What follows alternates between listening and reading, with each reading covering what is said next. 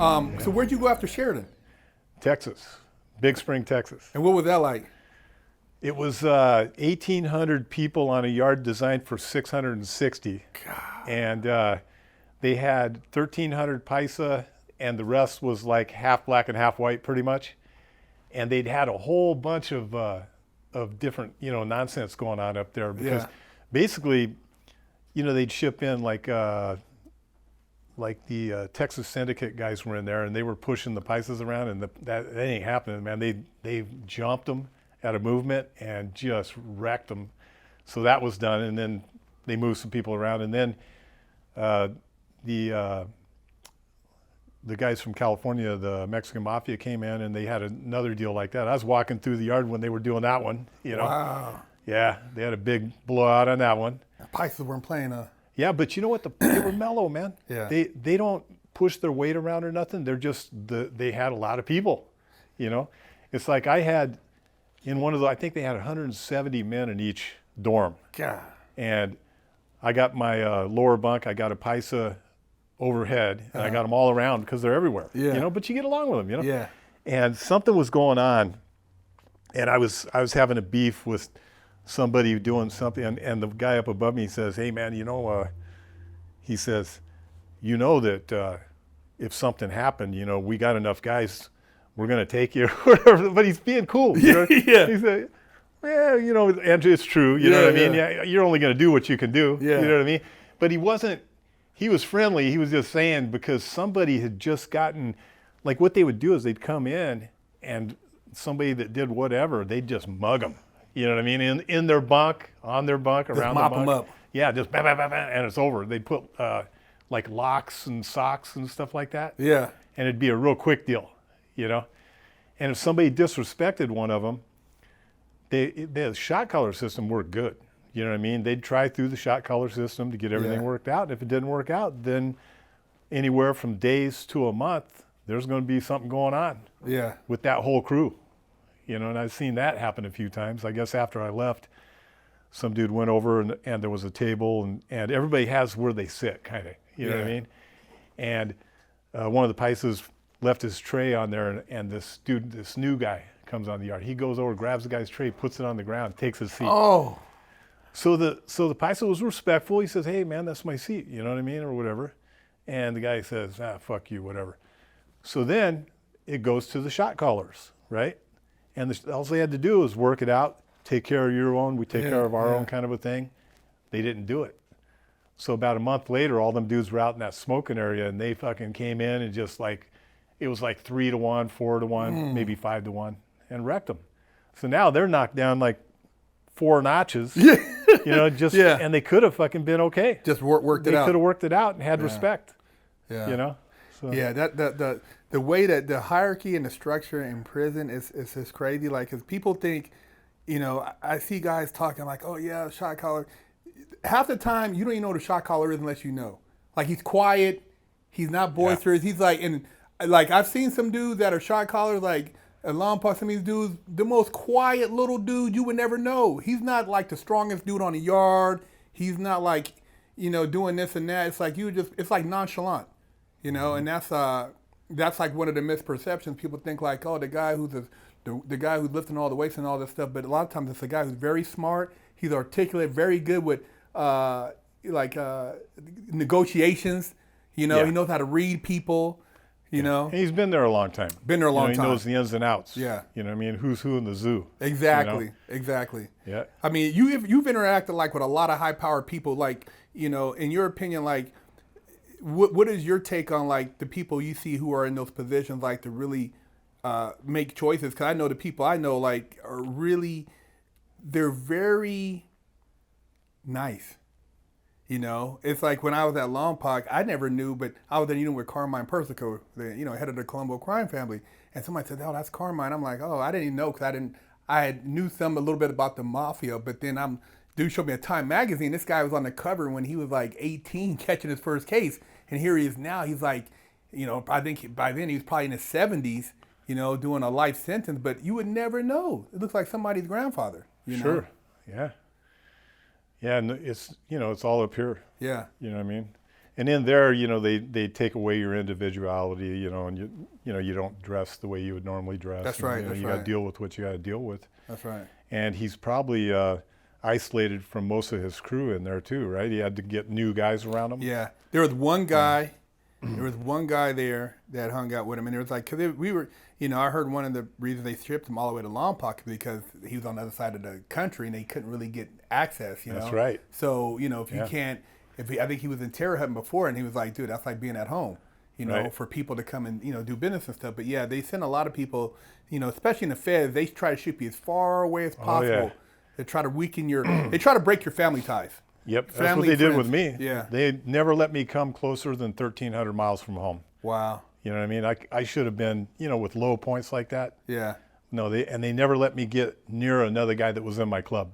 Wow. The only time is when we were on that bus going from Lompoc, we stopped at Dublin for that layover a couple of days. That's right, yeah.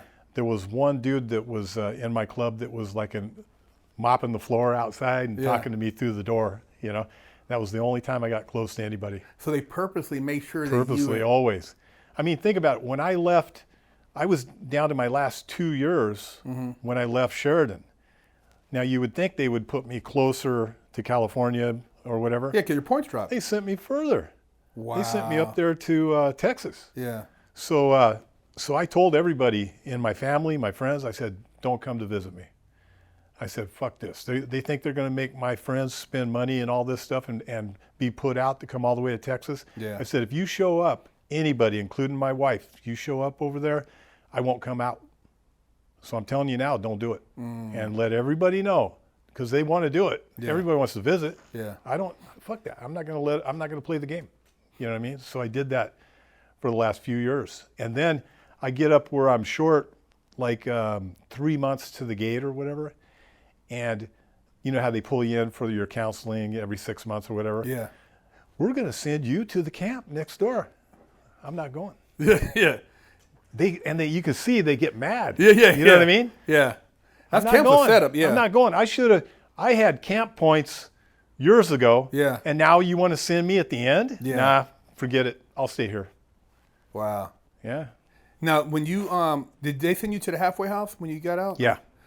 Did you? Yep. Which halfway house did they send you Garden to? Grove. Okay. Orange County. Okay. So was your counselor kind of cool? Cause I know my counselor, he was an asshole. He's like, oh. At the halfway house or? Well, to the halfway house, because I'm like, hey, I heard about the Hollywood. He said, you're not going there. We're sending you to the one in Watts, like the gang one. Oh, they wanted to fuck Marvin with you. Gardens. I'm like, because I was filing a lot of paperwork for helping dudes out. And he's like, he didn't like that.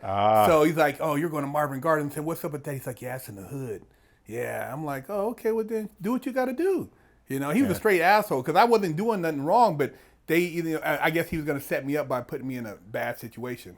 Thought he was The funny thing is they don't realize they can send us anywhere. We don't care. Yeah. Because it's not prison. No. They can send you, me, into a dungeon and we'll laugh. That's right. I mean, what they used to do when we were being transported, a lot of time they want to mess with you, and they'll put you, they have these overnight stays at jails that they contract, like in Texas and stuff. And it actually is old and looks just like a dungeon, man. And all you got to do is laugh. I mean, what else? You know what I mean? I know. It's like we were on a bus, 40-something guys, and they stopped at some little tiny town in Texas, and they marched us through all these passageways and stuff, and it's all like made in 1800s. And then they get to this one big cell with one toilet. They put us all in there. Oh, wow. And they got these things they called pontoons, like temporary bed things, and they lined them all up. You know what I mean? Like little cots almost. Yeah, not even that. It's weird. They call it, they kind of look like a pontoon thing, you know what I mean? But they're a temporary whatever. And I had to laugh my ass off about that one. And the one thing I felt sorry for the two Pisces that were at the toilet. So I had to laugh. I say, man, these dudes all night long, dudes are going to be over there, you know what I mean? And they got to be right there, Yeah. But that's it. It's like that's one thing about people, man. No matter how bad it gets, we're going to adapt. Yeah. You know what I mean? And it's nothing when you think about it. I mean, look what's, some of these POWs and some of the wars and stuff, they put them in a box. That's right. You know what I mean? And the stuff they did to them, like in Vietnam and some of them places. That's so, right. we adapt. So you just have to put on your best face, man, and you know, joke around, make the best of it all the time, you know. Well, that's one thing, like, I can say about you. Every time I seen you, you're always in a good mood. I'm going to the yard. You always get to man, it's like, doing your thing. It wasn't like, Yeah. they couldn't break you. You know what I Yeah. mean? And that's the whole thing about prison is once you be, like, I've seen some people, once they become institutionalized, it's hard for them to not become, to uninstitutionalized because their mind has bought into that. And for myself, when I was going through prison, I used to always say, I'm just passing through. So guys would ask me, Big Herc, man, what's up, man? I said, I'm just passing through. Oh, man, you're doing time. I said, nope, you're doing time. I'm passing through. And it would mess them up. And I remember one time when I was on Lompoc, a lieutenant was like, inmate, come here. Inmate, come here. I kept walking. And the dude said, hey, man, they're calling you. I said, no, they didn't call my name. I kept walking. And then the guard grabbed me. Hey, didn't you hear us calling you? I said, hey, man, you call me either Big Herc, Marcus Timmons, Mr. Timmons, but I'm not an inmate. I'm not a convict. And they looked at me. Get the fuck out of here. Get out of here. Get it. They were pissed because I didn't buy into that whole mentality, And that's one of the things they try to do is like program us to be a certain way while you're in there. Right.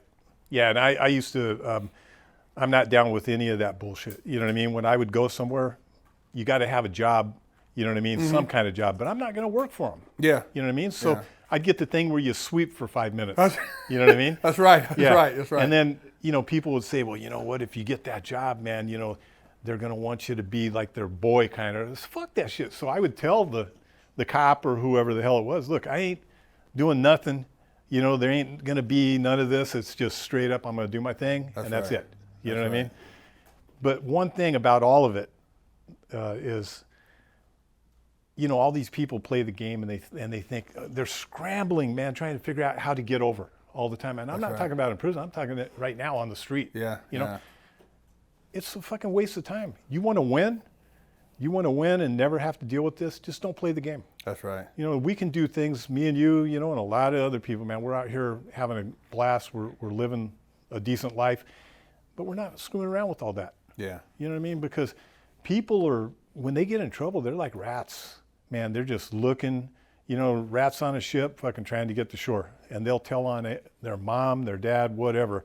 It's just the way it is. It's like greed. Greed's something we're all afflicted with. We try to control it, and some of us control it really well, and some don't.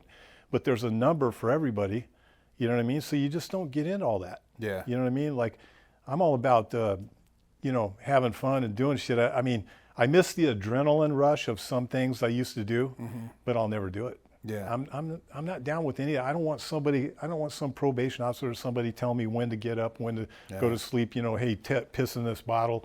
You know what I mean? And all that other bullshit. I'm tired of it all. So I'm just having fun doing stuff I want to do. I'm the same way, man. I mean, it's like I almost feel like at times, I don't know if the universe tests me when I'm dealing with some people. I'm like, like doing stuff because I'm in the cars. So I've done a lot of investments with cars and different dealings, but people trying to get over do stuff, and I look at the person like, dude, does this person know who I am? Like, I've gone to like do stuff with like transmission shops, and the guy's talking crazy to me, get the hell out of here and this and that, blah blah blah. And I'm like, I sit in my car and I'm thinking, I'm looking around for cameras and stuff. I'm like, dude, I'll double back over here, man. But I realized like, is it worth it? And then all the time I did, and then I'm like, it's just money. I can make more money. And this guy I know he's a piece of shit going forward because like, you people expose themselves. And I always say that I test a person. So I'll give you a task or I'll let you do something. And when you don't do it and you keep telling me, I'll just know like going forward, even if you do it, but you didn't do it, I already knew that you can't be trusted because you can't keep your word. That's right. And I know you've seen it too, man, when people, you're in a bike building game, and I remember me and you talking about building bikes and, you deal with customers or people who are, sourcing parts, and you've seen it where these people, like, they say they're going to do something. You're like, dude, I thought you said it was going to be done. Oh, man. Oh, Rusty, I got you, man. It's like, goddamn, you can't keep your word? Yeah, and that's a key thing right there. It's like people make mistakes. I'm all about, we've all made mistakes. Yeah. A well-meaning person that makes a mistake, you can't hold that against them really. You know what I mean? Yeah. But when they lie to you, they're going to lie about everything. Yeah.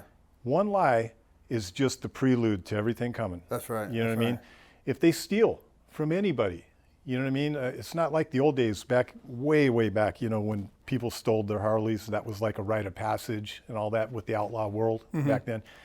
If somebody's stealing something, they're going to steal from you eventually. That's right. That's just the way it is. You know what I mean? So you can look at that and you're going to know what you're in for with anybody. Yeah. You know what I mean? So yeah, when I see somebody that's lying to me and I know they just lied to me, that's it. It's just like, you know, we were talking earlier, and then how some people, they just continue to run con. And I've seen people, and then they pop back. I'm like, this dude is still running the same game.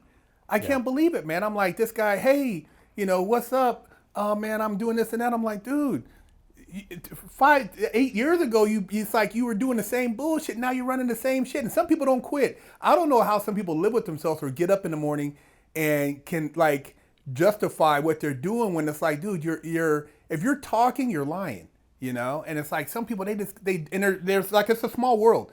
You know, me and you, we've on a fluke bumped into each other at places. I'm like, what's up, man? And we know the same people. And it's like, God, this guy is, you know, what kind of bullshit is this person on, you know? Yeah.